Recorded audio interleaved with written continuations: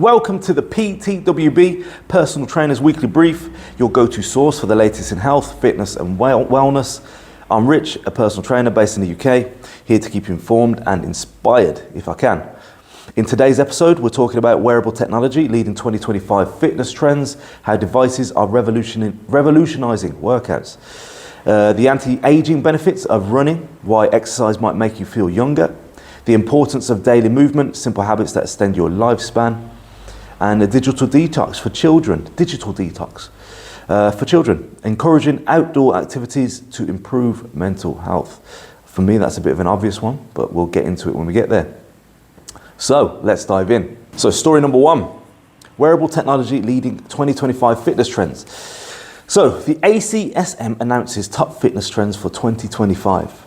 Wearable technology has been identified as the number one fitness trend for 2025 by the American College of Sports Medicine, the ACSM. Devices such as fitness trackers, smartwatches, heart rate monitors, the GPS tracking devices provide real-time self-monitoring and feedback, which is true. I use them all the time, especially my smartwatch. These devices can track physical activity, health markers, sedentary behaviors, sleep, and even stress levels. I use them all the time. I use it to track my sleep, my workouts, my steps, my movement, everything. They're brilliant.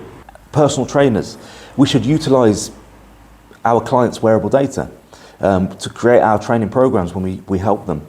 It does help the effectiveness and it helps motivation. It keeps them accountable as well. On my online coaching platform, I use an app called Trainerize. So I provide all the programming through there. I give clients workouts, nutrition advice. Some people have nutrition plans. And we check in every week, and there's way more than that. But they can connect their smartwatch to this app, and it's brilliant. I can see their sleep. I can see their heart rate when they sleep.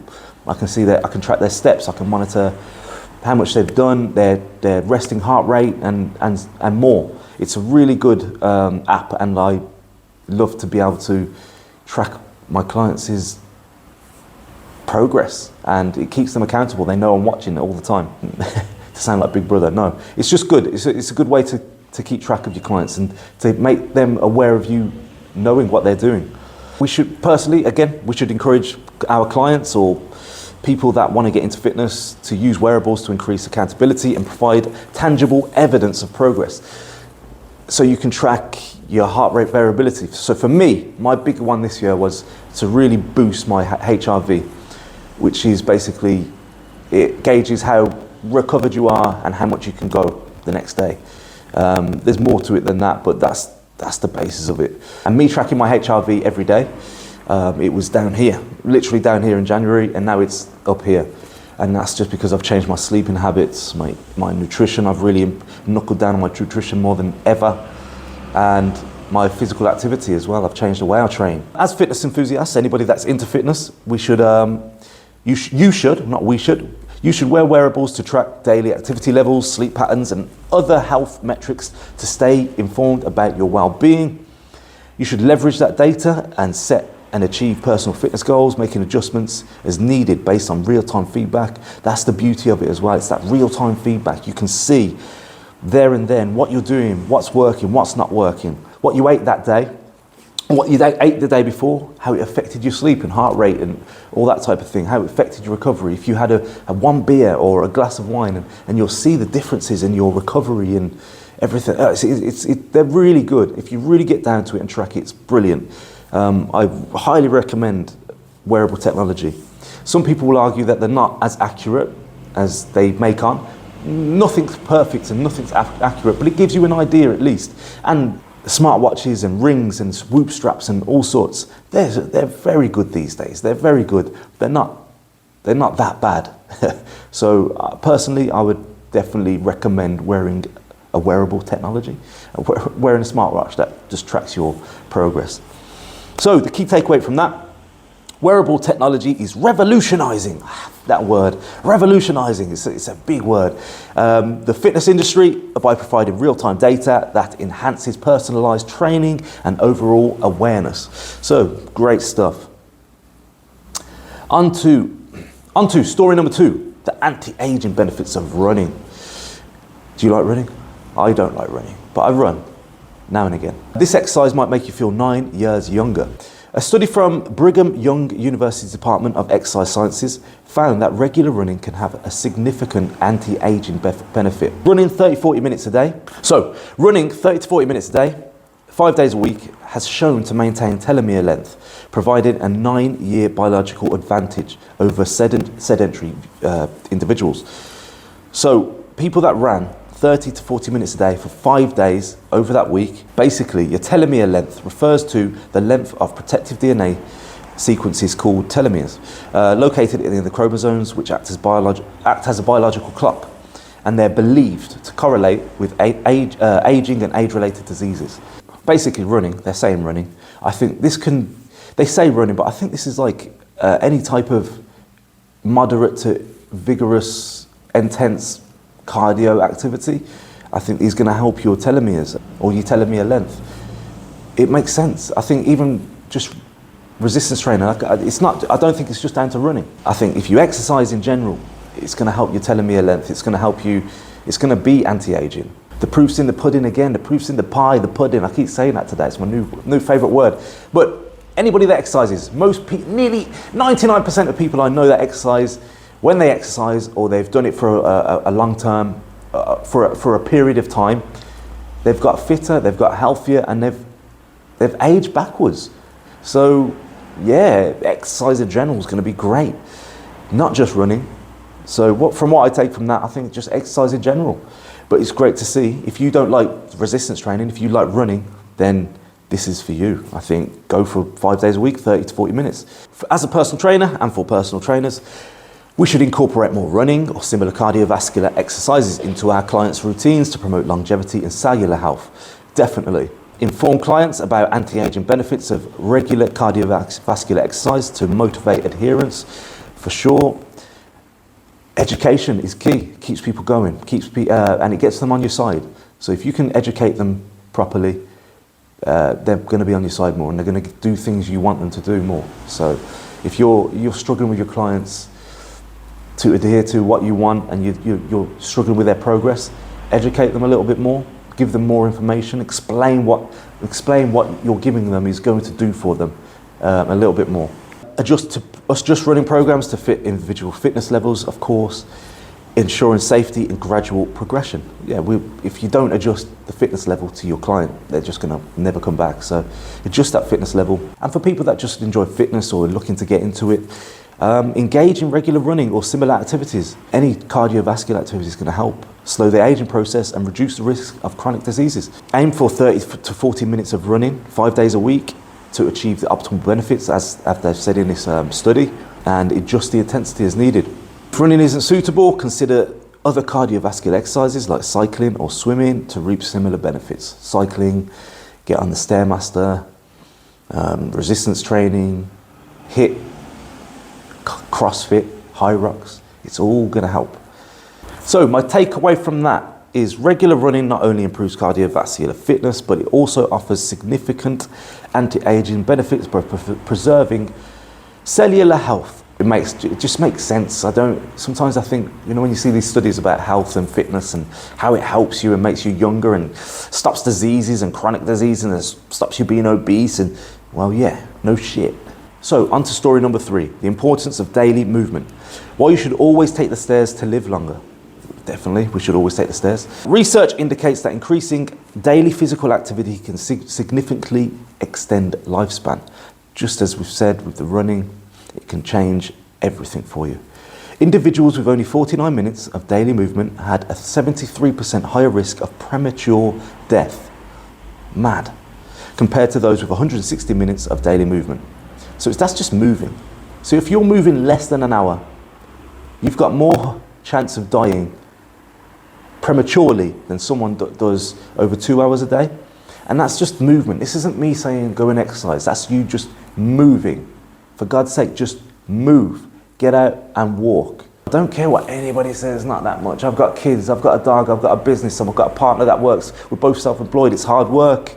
I still get my movement in. I still get active. UK guidelines recommend that at least 150 minutes of moderate intensity or 75 minutes of harder intensity activity weekly. We want to get between an hour and a half, let's say an hour and a half of vigorous exercise to make sure we're not going to die early. Simple lifestyle changes like taking the stairs or adding short, vigorous bursts throughout the day can yield significant health benefits. Man, if you work from home, do some work every 10 minutes. Get up and do 10 squats, 20 squats. Sit back down, do some more work every 10 minutes. That's some exercise. Park a mile away. Don't park, walk, get on the bike. There's so many ways you can do it. There's no excuse. You can do it. You can move more. And if you want to live longer, you've got to move more, as they're saying. As a personal trainer and for personal trainers, we should encourage clients to incorporate more movement into their daily routines, for sure. Set achievable daily activity targets to promote consistency and long-term adherence. I've got all my clients on 8 to 10,000 steps a day. I'd always say get that in regardless of what you do. 8 to 10,000 steps is the magic number for me. Highlight the cumulative benefits of daily movements, reinforcing that all activity counts towards health goals. Exactly. It's not just what you do here, it's what you do outside the gym. It all counts. And for anybody that likes fitness, we should opt for simple changes like taking the stairs, walking, cycling to work, or engaging in active hobbies. So if you, I've got a client that's just started pickleball. It sounds really fun, but she started doing that more. So she does this here, and now she does pickleball once or twice a week. She's increased her daily movement. So that's going to increase her lifespan, hopefully.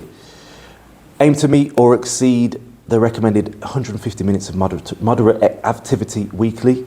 It's not hard to do. Just over 2 hours weekly. Just over 2 hours a week. Come on, man, you can do that. It can't be hard. And recognize that all physical activity, not just structured exercise, contributes to overall health and longevity. So the key takeaway here is just moving more is going to make you live longer. And story number 4, screen time and mental health. Why kids need more outdoor play. Again, this isn't rocket science, people. We know our kids need to get out more. A report from the UK Department of Health and Social Care found that children aged 5 to 16 spend an average of 4.5 hours daily on screens outside of schoolwork. It's not just kids, it's adults as well. Excessive screen time is linked to increased anxiety, depression, and attention issues in children, for sure, and adults. This isn't just an adult, this isn't just a children thing, this is adults as well. I look at this, anxiety, depression, and attention issues in children. That's exactly what we're getting in adults as well. Screen time is deadly, man. Physical activity and exposure to natural environments associated with better mental health, improved sleep, and higher academic performance. 100%. The report recommends a digital detox strategy, encouraging parents to set limits on screen time and increase outdoor play and physical activity. 100%. I've got limits on my son's screen time on his Nintendo Switch, so I can track that and monitor that. Alarm goes off all the time. It's hard to stop them. I'm with you, man. There's parents out there going, oh, my kids don't do that. My kids don't. They're not on the computer all the time. But you know what? You've got to sit here and be honest. My son, sometimes, we've got a lot to do. Again, as two self-employed parents, my partner and myself, we have a lot on, and sometimes if the screen time can help us get stuff done, we're going to use it.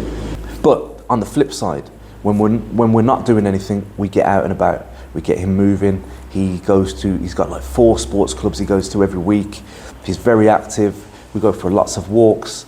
So outside of that, we make sure he moves and gets out. And I definitely think that benefits him. Sports participation among children has declined by 17% since 2019. 17%, massive. While time spent on social media has increased by 38%. That's down to COVID. That's the lockdowns and pushing people to hide away in their houses, pushing people to only socialize through social media. It was detrimental to everybody. And we're still feeling the effects of those lockdowns. It's going to take a long time to get out of that. If we get out of that, I think it's going to be hard. The government has launched a new initiative promoting after-school sports programs, awesome, and family-orientated outdoor events to combat the negative effects of screen time. I haven't heard of any of these initiatives, so if anybody else has, please give me a shout. But my school hasn't told me anything about this. I hope there are more initiatives. I hope there are, and I hope we can get kids into more after school sports programs and stuff. So hopefully that's good. And family orientated outdoor events to combat the negative effects. Hopefully we can get parents outdoors as well, because like I said again, it's not just the kids, it's the parents as well. And a lot of it is learnt behaviour. And if you sit on your phone for hours next to your kids and they see you doing that, they're going to do that as well. We should try creating more youth training programs, develop and promote fitness programs tailored to children and teenagers, emphasising fun and skill development rather than competition. No, competition is important. Definitely fun and skill development, it comes with it, man. But we need that competition. That's how you grow. Sorry, competition is key, man. Consider offering family-based workouts or parent-child activity sessions to encourage whole family participation. I've had clients for years and they come to me with their son and daughter and they work out together. It's a beautiful thing. Educate parents about the importance of physical activity. Parents know, some don't, but again, we've just got to educate them for mental health and development. We need to provide simple strategies for reducing screen time and encourage movement at home. Definitely, I think if we can help there, it'll be a big fix. We should partner with local schools and community centres to offer fitness workshops and outdoor activity sessions. Collaborate with local authorities to support initiatives promoting youth, sports and physical activity, for sure. We should do that more. We should collaborate with the local councils, local authorities, schools, but they need to make it easier for us to get in touch with them. As I find the process is quite hard and there's a lot of red tape, which I understand to a certain extent, but there needs to be a way we can make this easier so we can help more kids. And for anybody interested in health, fitness, we should encourage your kids to spend more time outdoors by setting an example.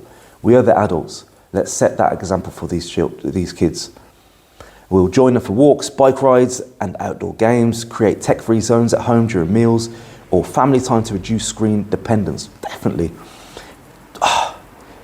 Me and my brothers sat at the table back in my day. We sat at the table back in the day and ate dinner. We didn't watch TV, eating dinner TVs. It is mad how we've moved on. I get it, it's a different world, but we got to go back to some of those things we used to do.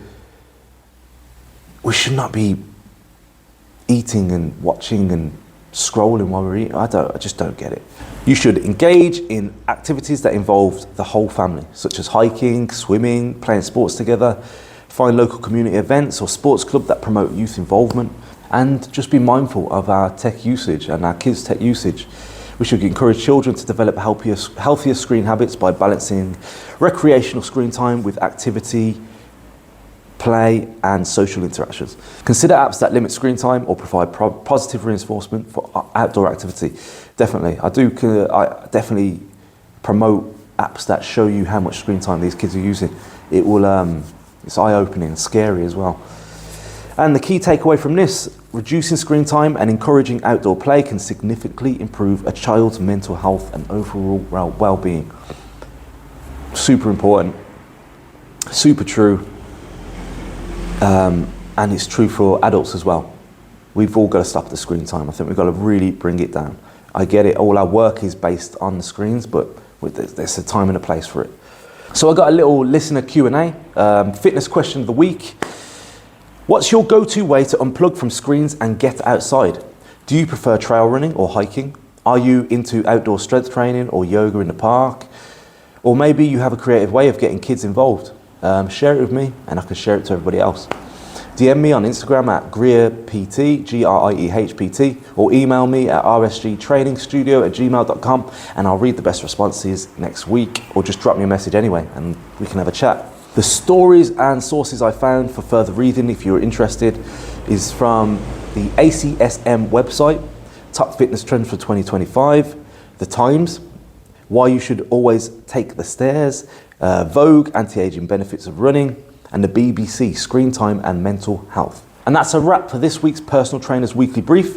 If you found this episode useful, subscribe so you never miss an update, share this episode with someone who needs to hear it, with your friends and family, or DM or email me with your fitness questions. I'd love to answer them. This has been the PTWB. Stay informed, train smart, and I'll catch you next week.